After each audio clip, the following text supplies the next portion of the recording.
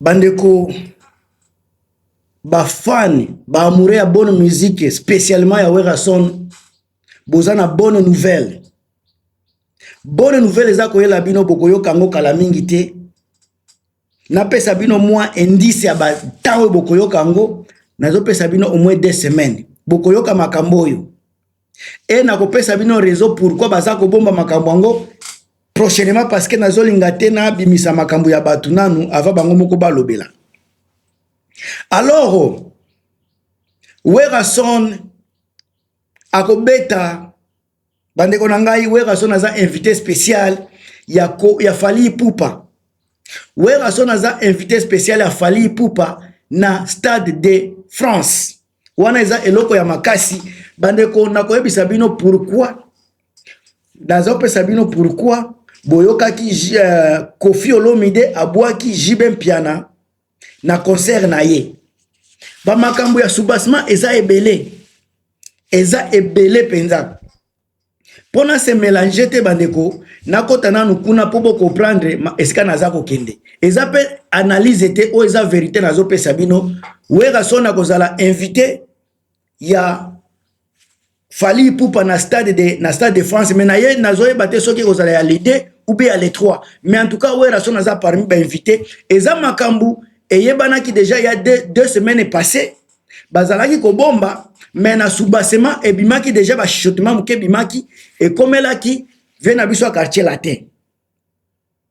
Bandeko Koffi Olomide pourquoi ake ko senga pardon ko boka ko Fally Jibe Mpiana batu bazolo beza forme ya pardon ba biso bazolo ba eza soki makambo nini menga nazo yebisa bino makambo parce que na umela kate nazo linga te na umela na ba sujet na ko nazo linga na bamba na leka na ngai.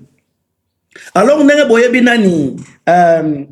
Koffi Olomide après ko boaka ba soubassement eza été Koffi Olomide alingia ça la quand parce que na minute bozomona entre Jibe Mpiana na Werason moto esi epeli nango bino déjà na ebisaki bino bazalaka ba master te bakotika la pe kozala ba master te bozoka batebele pe bakomi koloba makambo wana na yebite soki bazui epai na ngai ube bango pe bazwaki ba information wana na ko confirmer te mais ngamso do bandai koloba déjà makambo keno Jibe na Wera bazalaka ba camarade te pe bakotika la jamais kozala ba camarade otomona keza biloko moko ya likolo. Alors pourquoi Koffi Olomide alingi kosala alliance na Jibe Mpiana?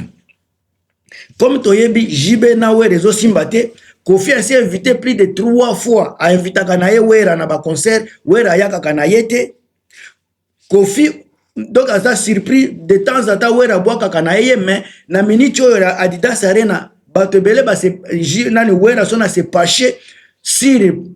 Fally Ipupa na concert na ya Stade de France même na ba RFI Werason na sala ajetaki ba éloge pa ya Fally Ipupa et pa lobaki ya ko soutenir yango parce que ça vient na ye eloko wana esimbite na makambu ya vient na biso Quadracoraman. Alors Quadracoraman comme aye azalaka ko simbela kote nini makambo eza amoni ke makambo oyo yena Fally ezo simbate Wera za ko bwa kisaye. Alors Jibe na Wera bazana conflit Jibe skazoli Wera Koffi azolinga dembela kopte Jibe pona kosala guerre wana Koffi na Jibe contre Wera Fally na petina bango Ericho Atanabe ndenge komba iza ko kende sikoyo sika. Pourquoi Koffi Olomide azo sepelate na invitation ya Werason na Stade de France? Bomona ki na yu arena batu nyoso bazalaki ko sepela kolinga Fally Ipupa invité na fiske Koffi Olomide po aza vie na ye biloko ndenge wana ko boma makambo ebele na ndenge toyoka ba audio Fally asalaka moyen nyoso bayokana na Koffi mais Koffi na ba réseaux sociaux asalaka vraiment asalaka moyen nyoso ba conflit na et continuer ko régner. Alors soki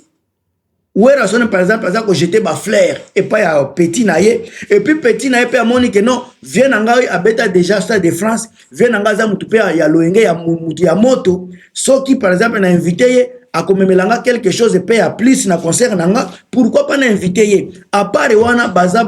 eza vient na leki na ye ba yebani bien. Alors pona nani par exemple pardon OK pona Koffi mutu nyonso aza surpris nga personnellement on aza korelate bino information naza surpris komona Koffi Olomide azo sepelate na invitation oyo tozoyoka deja ya Werason epai ya leki na ye Fally Ipupa.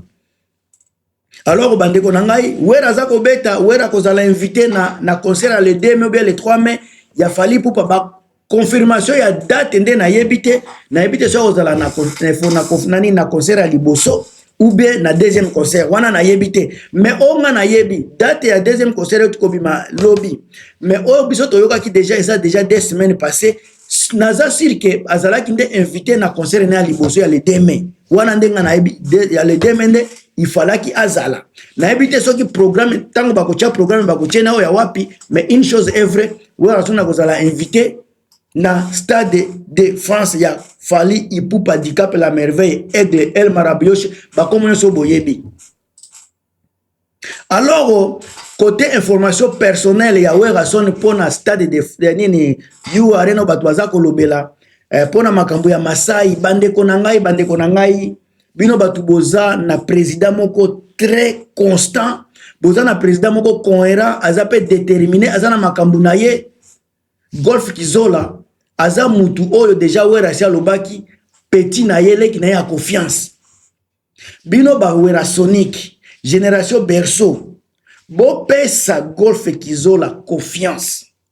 deja na ba émission azo loba aza na ba licence ya kobetisa ba concert ye attaqué maison mère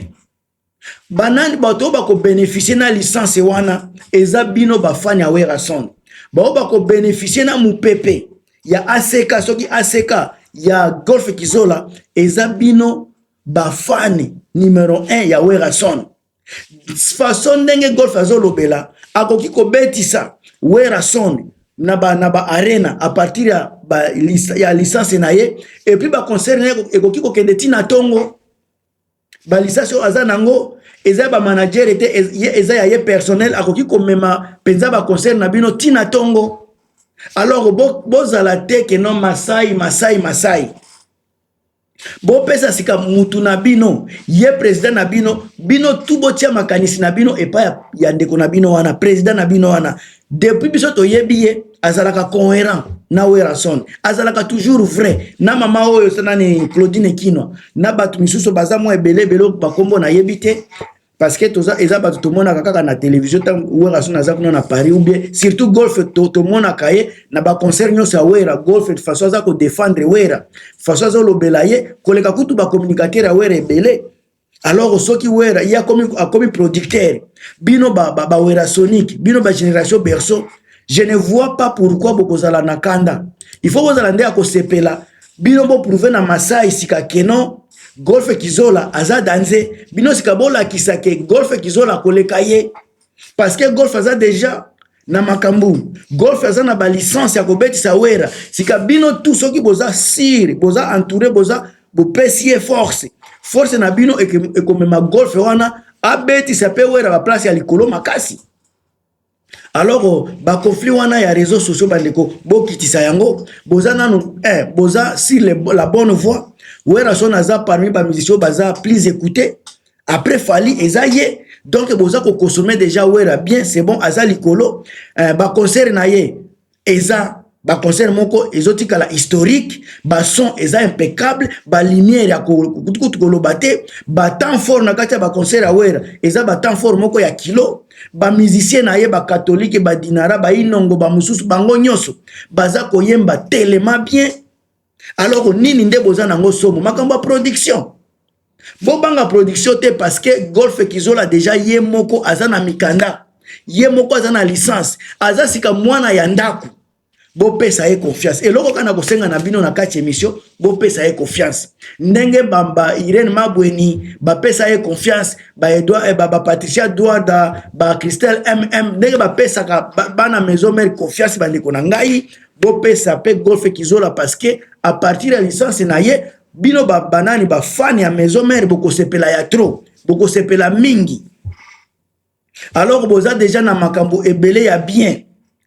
Wera déjà ko beta na stade de France à travers invitation ya leki na ye ya petit na ye akati Fally Ipupa du Cap La Merveille et puis You Arena ngai naza na confiance naza pe conscient naza cohérent naza sûr que Golf Kizola akobetisa Wera Son na You Arena.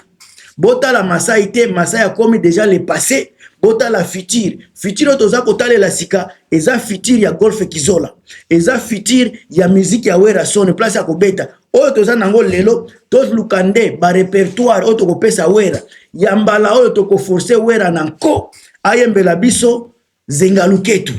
ya mbala oyo toko forcer ye ayembela biso ba ale kutula banzembu lokola salon d'attente banzembu wana Wera alinga te na prochain concert akobeta yango to banda koluka déjà ba répertoire Wera Son na banzembu ebele ya bien oyo toko préparer ayemba toko bomba nanu Augustine Ngali mais chanson fétiche na biso ekozanga kate Koko Madimba wana eza chanson ekomi nzembo oyo ekokufa kate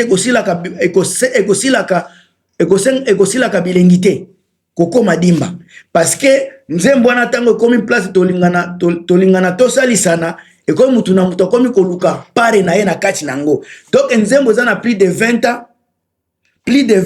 mais nzembo moko eza na succès nzembo zokene na 20 ans na album ya Pentagone la seule chanson oyo eza kotambola eza Koko Madimba nzembo ezomata age ezokende yango pe ezokende nzembo donc nayebi te so tokobenga nzembo wana nini eza œuvre eza nini eza cantique eza nayebi te mais nzembo wana Koko Madimba yango donc Wera ayembaka yango meto elo ngana za kosenga zenga luketu nzembo je pense à toi Angelo Mbolo banzembo ya bien Wera za kobombango na ba place ya bien boye en tout cas ba surprise otoko tozo zela na You Arena eza la Kolo Arena eza la place nyoso Wera kobeta biso tozo zela sika banzembo pe ya sika bande ko partager bo commenter on est ensemble ngam tuna bino Kilmas toujours na points à plus.